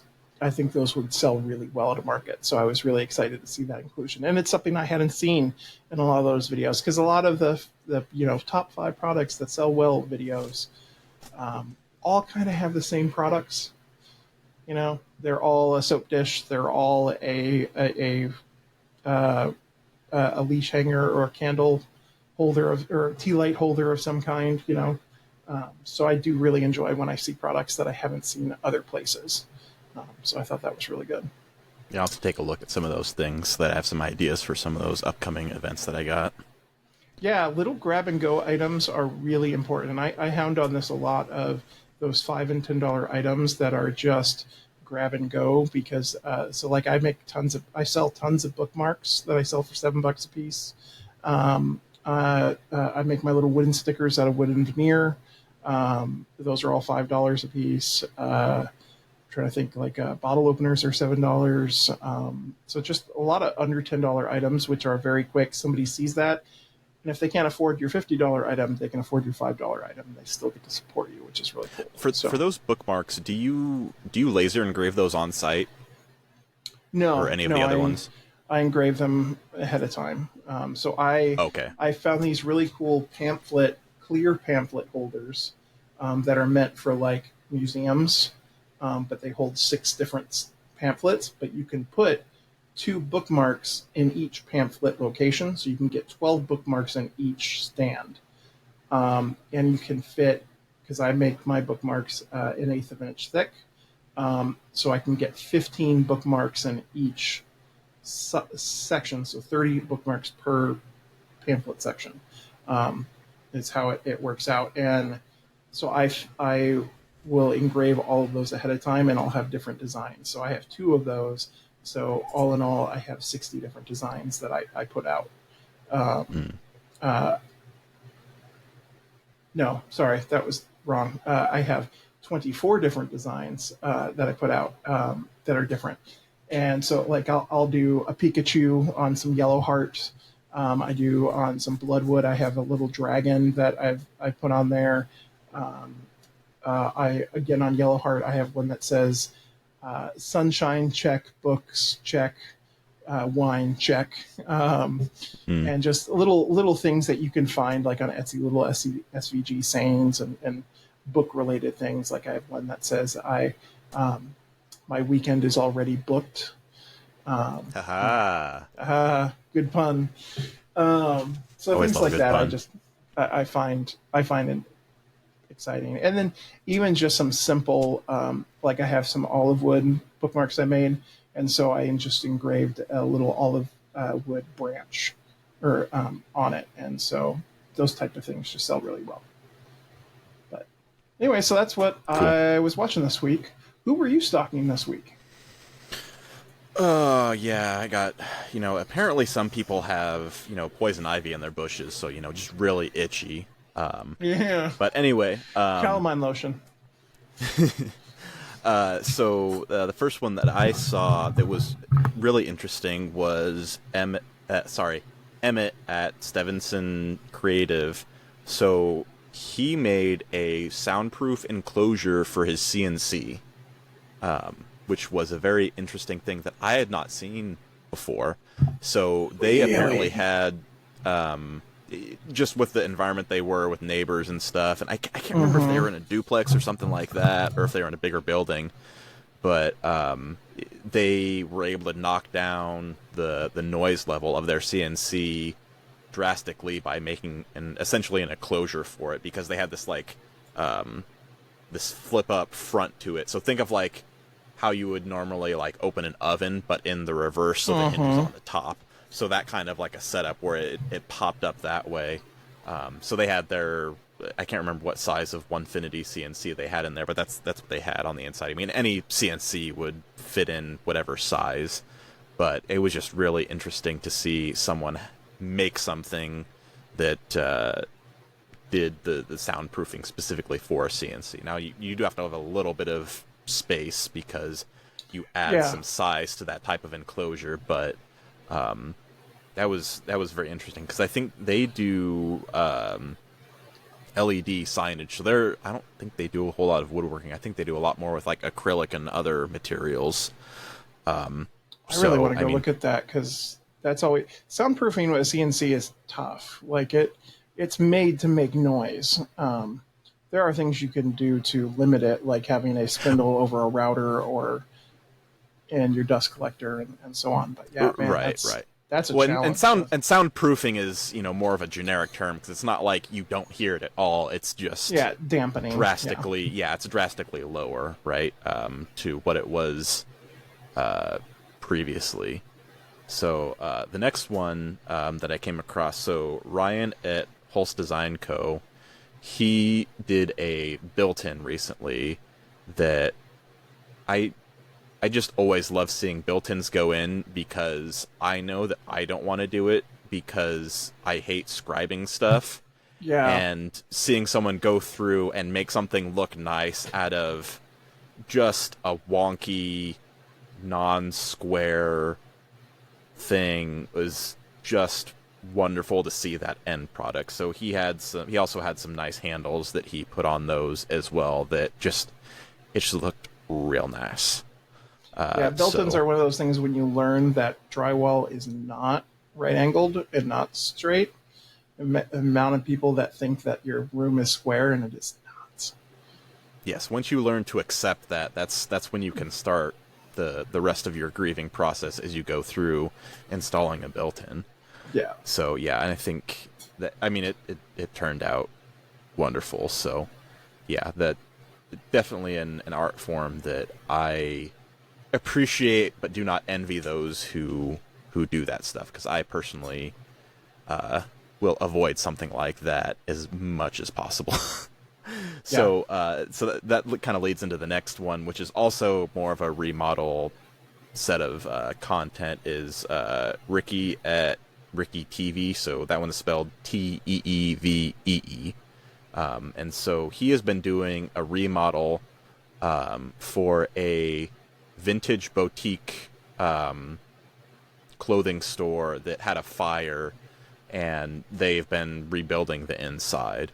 And this has been a several months long process that he's been going through, and he's been pushing out some reels that have showed some of the progress. And one of the things that he's had is the flooring that he did, where you know how you've got like the generic tile flooring that comes in the pieces that are I can't remember the type of is it like a vinyl, kind of like a hard plastic kind of stuff, whatever that material is. So I don't know if it's the logo or if it's just the image of some of the clothing. I don't know if bustier is like the right term for it, but he like cut into tile this imagery. So it's basically doing like inlay or marquetry into tile. And I have just been fascinated with the entire process that he's gone through to make it and make that flooring that customized. Like there's so much other awesome stuff that he's doing in there where he's like working with making curves in the walls, and like there's this other like huge mirror thing that he's making that's also awesome.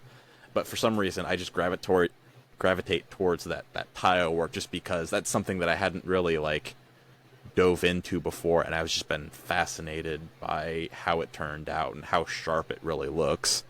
So I really look forward to seeing like the final result. Like he's made a lot of progress. There's still stuff that he has to do in that storefront, but that tile work I have just been gawking over. So now back into a little bit more woodworking stuff. So Frankenstein Woodworks. So he made a round table out of sapele, or sapele, however you pronounce it. I love sapele. Yeah, it's beautiful looking, and he's got reels going through the entirety of the process. So if you scroll back through his reels, you'll go all the way back to when he bought the boards that he used for that project, and then go through the kind of the cross base that he made out of it, and then cutting the circular table and then finishing it and then staging it in its final place in the dining room. So it just looks wonderful. It's just really, really beautiful. So it was really fun going and scrolling back through all of those reels that he has, to see the progression of everything from the rough sawn lumber to the final staged piece in its final environment. So kudos to him on all of that. That turned out really awesome. And then the last one that I have here is Annette from 513 Woodworks, and I think she has a reel of her doing a little bit of welding, but the final piece, I think she had like a progress shot in her stories, and so she did I think it's a side table metal base. I think it's like 1-inch square tubing. So what she welded, and I think this is at Mark Adams School, and what she welded, so think of welding together like two squares, and then like one being the top and one being the bottom of the base for that side table, and then connecting them with like 5 or 6 more of that square tubing on each side, and then taking that and then rotate it like 90 degrees. So there's this like compound angle in order to get these square tubing pieces to align properly, that they match up on those two straight lines, but they're still kind of got that curve to them. So that, I thought that table base was, it was a fun design, as well as something that is challenging to execute in terms of like getting those angles correct and getting everything to line up properly, and then to weld the thing on top of that and figure out how to get everything aligned properly and then tack it all down and weld it. So I'm quite interested in seeing the final piece that she has for the vision of that. But just the base alone was fascinating to me to see. So that's all the stuff that I have for what I've been watching. Summarize it in one word. So this week's main topic is designing for laser and using your laser. So I'm relatively new to the world of lasers. I've had a laser now for probably about 1.5 years, but my first laser was the Laser Pecker. It's a small little diode laser. For those who don't know what that is, it's a small diode laser, which is the kind of your entry level amount of laser. It was that's in the more pool. for burning. Yeah. And it's a Chinese company that made these basically handheld portable lasers. They started with a Kickstarter with just the Laser Pecker, and then they moved to the Laser Pecker 2, 3, 4, 5, and I think they're on the 6 now, or coming out with the 6. But I had the 1, and then I upgraded the 2 because the 2 was twice as fast as the 1, which the 1 was so slow, and the 2 is so slow, but just a little faster. So last Christmas I took the dive, and I had saved up, and I took a risk on a new company called One Laser. They are a offshoot of a couple of different laser companies. We're a couple of employees and some influencers got together and said, hey, let's start our own company from all the good things we like, and we'll hire Thunder Laser to build our units for us. And yeah, so at good manufacturing, but with a lot of consumer and entry and level stuff that I thought was really good. So I took a chance on them, pre-ordered it. It arrived 4 months later-ish. And so I've had it since like February and have been playing around with it since. And it is so fast. I used to be able to do, so those 120 bookmarks in that stand, in those 2 stands, would take me probably about 3 days with the Laser Pecker 2 of just straight lasering, because you have to line it up, you hit the batch button, you keep going over and over again. Where now with the Laser Pecker, I can lay out all the bookmarks and I can do about 30 of them at a time. You mean the one laser? With the one laser, sorry, yes, with the one laser, I can lay out them all and do like 30 at a time. It's a 12-inch by 24-inch bed, so a standard bed basically size. And it is a CO2 style laser. It is one of the newer CO2s that uses a metal tube, so it's infrared laser. So it doesn't have a glass tube, so there's no coolant that needs to be used. It has fans and it's metal. What's really nice about that is it lasts a lot longer than the glass tubes, but you do pay for that on the other end of when it does burn out eventually, just like the glass tubes wear out eventually. You do have to pay for it. So it lasts 3 times as long and it costs 3 times as much. So you pay for it. It's about the same as far as what you're going to pay along the way.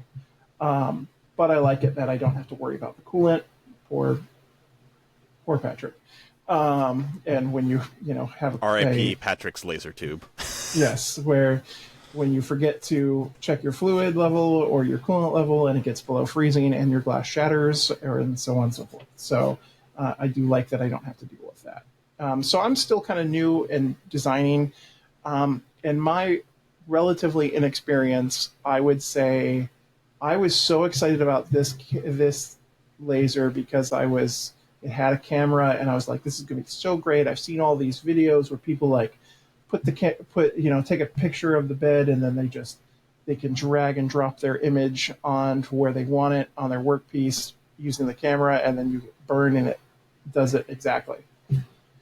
It doesn't.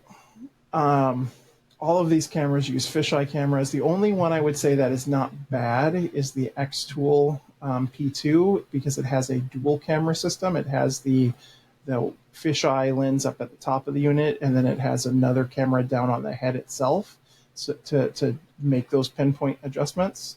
So I do wish I had something like that. I think that's a failure on the one laser aspect of that they only have the one camera system with the fisheye. And honestly, it's a pain to use, so I don't even use it. So is that feeding in the image of the workpiece that like in the bed that you have, and you're looking at it like on your computer, or are you talking about the lasers where they do like the outline of the piece on the actual piece itself? No, so it's basically a webcam, and it sends that to Lightroom on your computer. And then, Lightroom will overlay that onto your work area. And so you're supposed to be able to take your design and put it where you want it to burn on the bed representation. So if you do say you have a ton of small circle ornaments that you want to burn a whole bunch of different logos on, you can just randomly put them on the bed in any which way, have it take that picture, and then you can line up all of the ornament logos to where you want them. From where your pieces are. Again, I think it's a gimmick unless you have it perfectly calibrated, which I think it's a failure of Lightroom and a failure of the hardware manufacturers just not working well together. Because these fisheye lens, they have to be perfectly calibrated. Otherwise, you get a little bit of a curve somewhere you're not supposed to. Yeah. And it can get off. And so honestly, I just find them a gimmick. I just use the camera at this point as basically a pure webcam so that I can see what's happening inside the laser while it's running. So I have that live preview going to me. So, so what I'm trying to say is I think cameras are a gimmick, and so I don't use them, and so I make jigs for everything I design. So when I design a project, the first thing I do when I open up Lightroom is I take my work area, and if I'm doing, say, bottle openers, I take the outline of the bottle opener and I throw that on the work area, and then if I'm going to batch them out, because everything I make is in batches, I'll put 30 of those outlines in the work area or whatever orientation they're going to do, and then I run the laser and burn that line on a piece of 12 by 24 birch bark wood, or Baltic birch wood. And so it's just a cheap piece of wood that I can, and I'll label it, bottle opener jig. And so that way then I'll go and lay out all the bottle openers on those outlines so they're the right orientation, so I know exactly where they need to be inside of Lightroom to put those logos. So I create jigs for everything at this point. which I feel it's an extra step and it's a little extra cost. And I have a bucket full of jigs for all the different projects I've done, from bookmarks to bottle openers to wallets to all these other stuff. So that is definitely a part of my design process. I would say another part of my design process, and especially because I'm still relatively new, is trying to figure out the right settings for the laser, like how powerful to run it and how fast. Because I don't remember the specs on this laser, but I know it goes really fast and it can burn really powerfully. But am I supposed to be running 600 millimeters a second with 60% power or 70% power, and so on? So the way to do that is by doing material burn and cutout tests that are built inside of Lightroom. And if you know anything about lasers, you've seen those. That's where that's like that grid of a whole bunch of little squares, and it tells you it's this fast with this amount of power, and this is what it looks like. And it does this whole big grid burn pattern for both burning, engraving, but also for cutting out. And so I find that whenever I have a scrap piece of wood or leather or whatever I'm doing, I'll grab that and I'll run it over to the laser and I'll do a burn and engravement test on it. And then I just leave that by the laser so that I have all these different types of woods. So that way I'm slowly creating a library of my burn patterns so that whenever I go to burn something again, I can go, oh, okay, I've already done this type of wood, and this is the one I want to use with it. And so I can set those settings inside Lightroom. So on that scrap piece, are you doing one of those pieces where it's got like the checkered pattern where it's like various like 10, 20, 30, 50, 100% power? Yep, that's what I was mean by that material test burn. So, so I would say that is really important in the design process. So that way you're not wasting your material. So anytime you have scrap, set it aside and just, especially if it's a small piece, because you can modify inside of Lightroom, you can modify that burn to, instead of being a 10 by 10 square grid, you could do it just 5 by 5 grid. Are you saying Lightroom or Lightburn? Are those two different things? Didn't I? I've been saying Lightroom. Did I say Lightroom? Oh, yeah. There's the photographer. At first I thought, because at first I thought when you were talking about Lightroom and you were talking about the camera stuff, I was like, oh, maybe that's a different type of software. But then when you started going, I was like, oh, is that Lightburn? So okay, Lightburn. Anyway. There's too many programs and too many names. It's just like when you become. It's like any of the parents who know all of the different apps that schools use for all of their communication things, where it's like, sign up on Zoop and then submit your kid's stuff on Zabble and then put it on Spiel or what. Like, it's just all these random apps that you get nowadays. Yeah. So I equivocate that to that particular struggle of all the different apps that we have to keep track of nowadays. Yeah, absolutely. So that I think is important when your design process. I would say I have learned to that gravitate, just like I do with the CNC with me, and I've become an instructor over there. Find a community to help you learn. Learning from each other, in my opinion, is the best way to learn.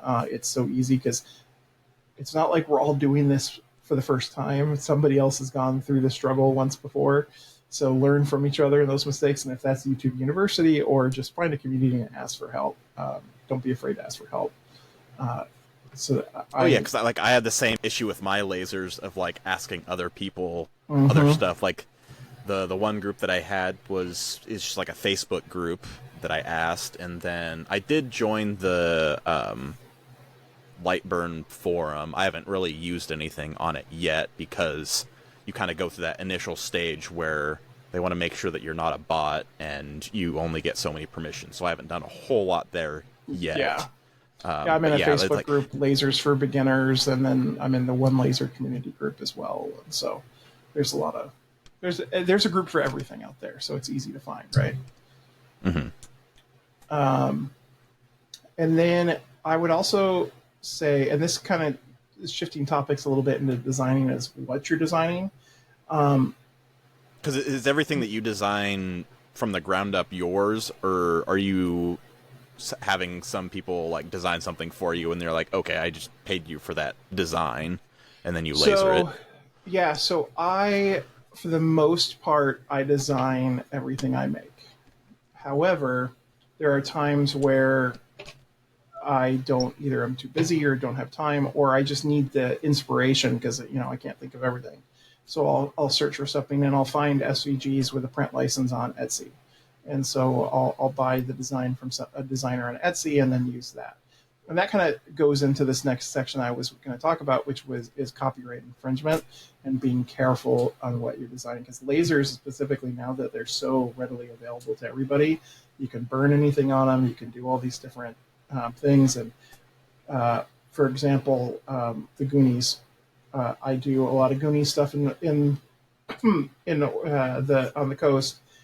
I make sure to change everything I can, and I don't use the exact terminology, the Goonies, of the movie, or use their trademark as well, and their trademark images of the kids, because all of that is copyrighted and trademarked. And so a lot of people were like, oh, it's not going to affect me or that kind of stuff. And for the most part, no, there aren't places going after that. But, for example, Disney goes after small makers all the time. Oh, Disney will go after every single thing.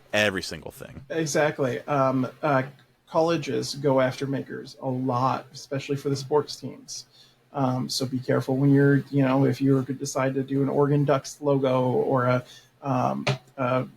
Corn Shuckers logo or something, you're going to have those colleges can come after you for that trademark. So that is something to be careful of. And a lot of people will talk about, and I've heard this so many times in graphic design of, well, as long as you change it 30%, it won't matter. If you change it more than 30%, the trademark doesn't apply anymore.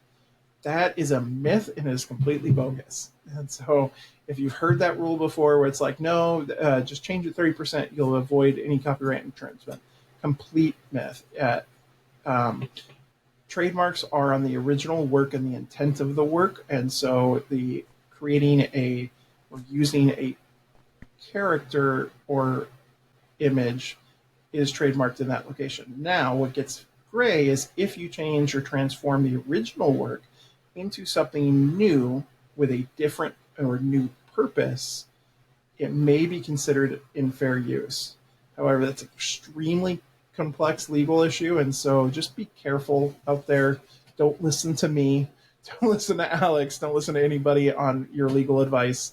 If you have questions about legal, be careful and consult a trademark lawyer or copyright lawyer. I would say also there are a lot of places that will allow you to use their logos if you ask. So some colleges will, if you say, hey, I'm going to make some T-shirts or stuff and want to sell them at a market to support you guys or to do this, can I use your logo? A lot of colleges will say yes, and that's fine. There's some of the Big Ten or some of the others don't.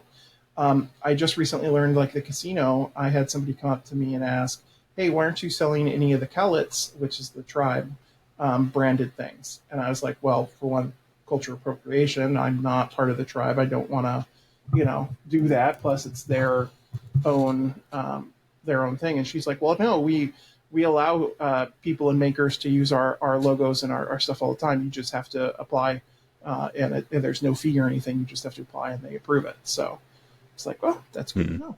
So that was an example locally that I didn't know of. Not sure I'm going to do that, but it is an option. So definitely just be careful out there.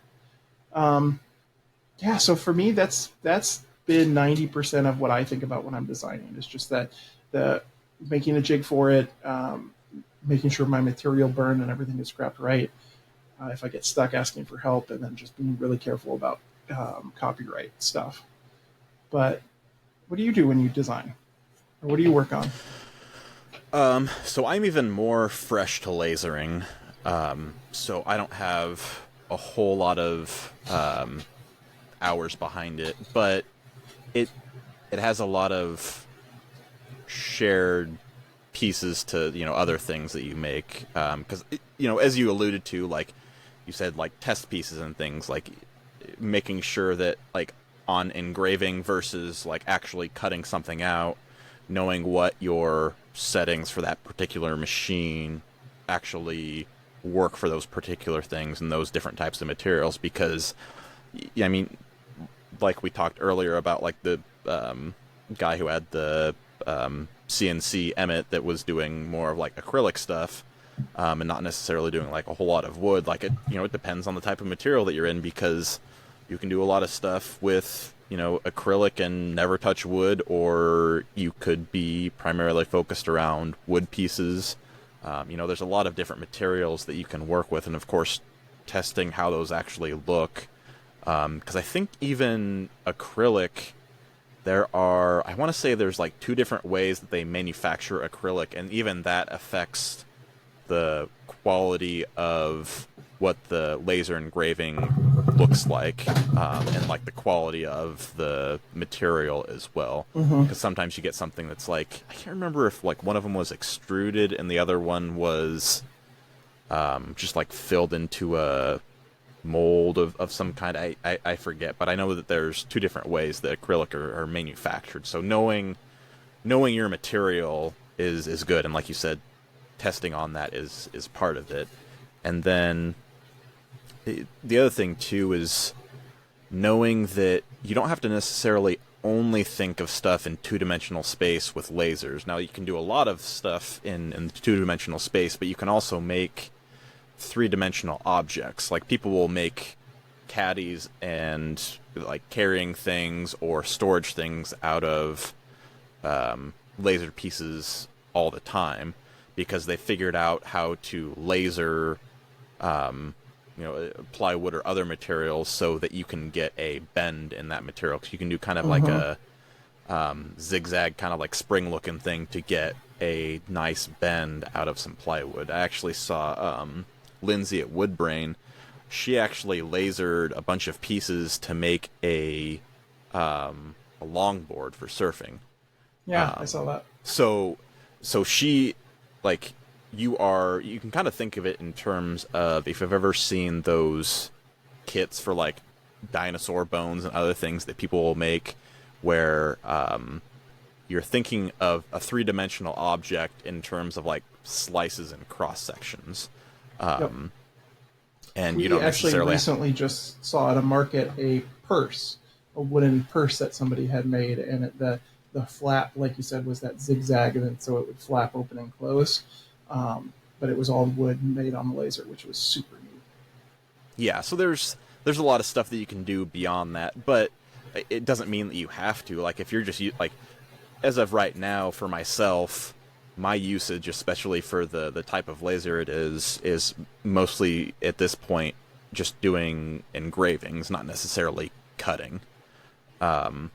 So if that's the space that you play in, that's completely fine. You don't have to do anything beyond that. But if cutting it into different shapes and making those objects into something that is not only 2-dimensional, but that you can think of something in 3-dimensional, that kind of expands how you think of what you can actually make with it. And sometimes you can get a lot of inspiration from other stuff that you have seen, and you can recreate those types of hinges and other mechanisms to make something fit together. Because I think, gosh, this was about 10 years ago, they were making a makerspace, and one of the classes that I had in college was basically using all of the machines in the makerspace. And one thing that I made with the laser was a chess set.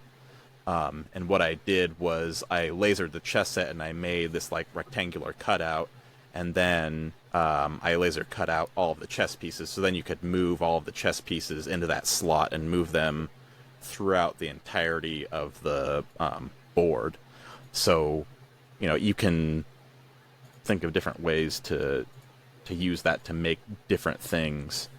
So your imagination can definitely be helped by seeing other stuff, as well as thinking beyond just something that you can do that is flat. And another thing that people can do is, whether this is in the actual engraving itself, or I know there's some settings in Lightburn where you can do shading or fill with like a crosshatch pattern. So it's not necessarily fully burned all the way in, but it's providing that effect of shading so that you get the design across. You can think of it in terms of like the type of drawing that they would do in like newspapers where they're doing images, where sometimes it's like they do it with like dots to get shading, so you have heavier, closer dots together, and then they kind of span out to get a lighter color. So you're not necessarily using the laser through the entirety of that image to get the shading. So there's a couple of different methods that people have used for other mediums in the past to achieve those effects as you're getting something that is created.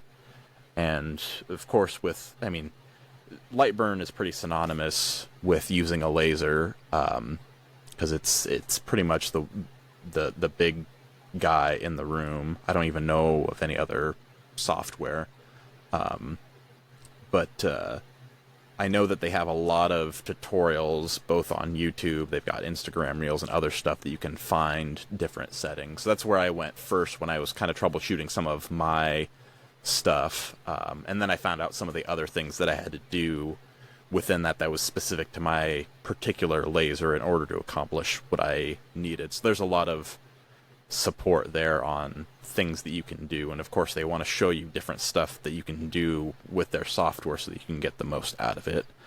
And then when it comes down to it, I have always had the mindset of like trying to do everything myself, but have come across people that have gotten their designs, whether it's for CNC or 3D printing or laser stuff, where it's completely fine to just buy commercial plans that you can use, because that, like, sometimes that's what people's business is drawing or creating that stuff so that it can be lasered. So you don't necessarily have to build up the artistic skill set to make what you want. Absolutely. It's perfectly fine to outsource that stuff, especially if it's a skill set that you yourself don't possess. And I think that's an important part that a lot of makers don't realize. You don't need to be everything. You don't have to be the editor, you don't have to be the designer, and so on. Like, just, if it's not your wheel front, it's not your wheel front. Yeah, so they're like, taking that burden off yourself can really expand what it is that you can accomplish. So, I mean, because like you're saying with dealing with the copyright infringement stuff, if you're buying those plans, like, that's kind of on the other person who's selling those plans to, make sure that they've got the copyright stuff. I mean, I'm not a lawyer, but that person would probably be the first person that would come up in that conversation if you did run into any issues. It's like, okay, like, I got this from this person, they said that everything was okay. Now, like, you don't want to do anything nefarious. Right, absolutely. But, if there's good intention there where it's like, yeah, this is where I got it from, like, it should be fine because it was set up, like, you assume that they've got all of their paperwork in place to license out those images or drawings, or if it's the full-on file in Lightburn that you actually need. So, that's, I'm not going to go into that rabbit hole of the copyright stuff, because that's more than topic in and of itself. That's an entire series that you could go into about copyright stuff. But yeah, like you had said, there's the, like, making sure that you don't have stuff that is obviously copyrighted material in those products. So yeah, like I said, I'm not too far into lasering stuff, but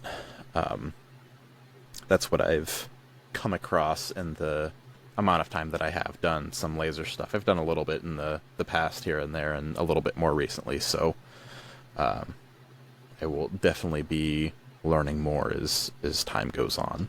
So that's all I have to say about that, as Forrest Gump would say. Good news, everyone! So, Alrighty. Maker News and Events. Go ahead, Alex. All right, do you want to do yours first, or do you want me to go? Go ahead. Okay. Thank you, good sir. So the first one that I was going to touch on is the only one that I'm going to touch on is the main event. So that is the main event, Maine spelled as in the state Maine, because that is where it is hosted, which is, I'm going to pronounce this wrong, Scarborough, Maine, which is, as I think that's I how you say understand it, a couple hours north of Boston area, depending on which part of Boston you're in. So it's not like the Canada portion of Maine where it's like up where they have the moose and the syrup and stuff and all the other stereotypical Canadian stuff. What other things can I say? Tim Hortons? That's Canadian, right? Yeah. Anyway, that event is August 9th, is when they have that event. So they're going to have lots of different vendors. I think, let's see. I know Bad Axe is going to be there. They do handsaws. And then I know Shaper is going to be there. There's going to be a few others, but you can go to their website, which is themainwoodworkingevent.com. And again, Maine is spelled like the state Maine. It has an E on the end of it. And tickets for that are just $40. It is just a single day event from my understanding. So when it comes to it, that's a pretty affordable price for an event like that for tickets. So if you are in that area, I think that will definitely be a fun event to go to. Because I wish I was closer and could actually make it up to that particular event. So that's the one that I have. Which one do you have, Alex? Well, that would be wicked smart, as they would say in Boston. So, Yep. yeah. Anyways, I just wanted to bring up, as far as Maker News events, I'm actually hosting and running a fundraiser raffle right now. So the Pacific Northwest fundraiser raffle as part of the Makers for St. Jude fundraiser for the spring. So myself and 3 other makers have put together a bundle of our projects. So like one of my UFO lamps, Kara from Andes is one of her amazing cutting boards. Michelle from Michelle Peterson's did one of her epoxy boards as well. And then Heather from Cypress Cedar Designs, I always mess that up. She did a whole bunch of her Harry Potter stuff. So like some coasters, a dog walking leash, a time turner, just these amazing things that's just put together in this That giant, dog big leash bundle. thing is awesome, by the way, because it's the what's the name of it? It's the little parchment Marauder's paper Map. and yes, where it shows everyone's path and they have little dog paw prints on there going through there. I need to make sure I don't show that to my wife because she will want that. Well, the best thing is you could enter to win. All you have to do is donate to the fundraiser, and then every $5 you donate gives you a raffle entry. So it goes through July 1st. So you're telling me if I get a couple raffle tickets, but if I don't get it, I can say, honey, you know what? We still helped fight against childhood cancer, right? So you Exactly. win either way. Yeah? You win either way. Exactly. It's perfect. I like this. So it goes through July 1st. Again, every entry gives you $5 into your raffle ticket. If you go to my Instagram, so at Duffy Woodcraft, you'll see my in my link in the bio, the very top one is a link to the fundraiser. So make sure you go check that out there. And then lastly, I will just say, reminder to our patrons, we have a Patreon, and that the first 5, so we already have 2, so you got 3 more, get a special surprise gift, and I'll debut that once we have all 5. Gonna be exciting. I can't wait. It's gonna be so cool. It's gonna be hilarious, and you're gonna be like, what? Anticipation that's getting me. Yeah, it's gonna be awesome. You're gonna love it. Yes. So patreon.com/whatyourmakingshow is where you go to sign up and become one of those lucky individuals who gets that special prize on top of the patron benefits that are in your particular tier that you subscribe to. And we love you no matter what tier you're in. We will love you long time. Long time. And with that, we always want to remind you that thank you for watching, and especially thank you for our international listeners. I see you, Australia, and I see you, South Africa. I was looking at our analytics. So thank you so much for listening. On the other side of the planet. For so I the really Australian appreciate listeners, that. can I do this? Where I go upside down? You go upside down. Do I have to do this? Yes. This way? Now you're right side I'm up. not for very. them. I'm not very limber. I can't pull off that move very easily. Well, thank you guys so much for listening, and remember, we're here always to remind you. Life moves pretty fast. You don't stop and look around once in a while, you could miss it. Good night, everybody. Night night.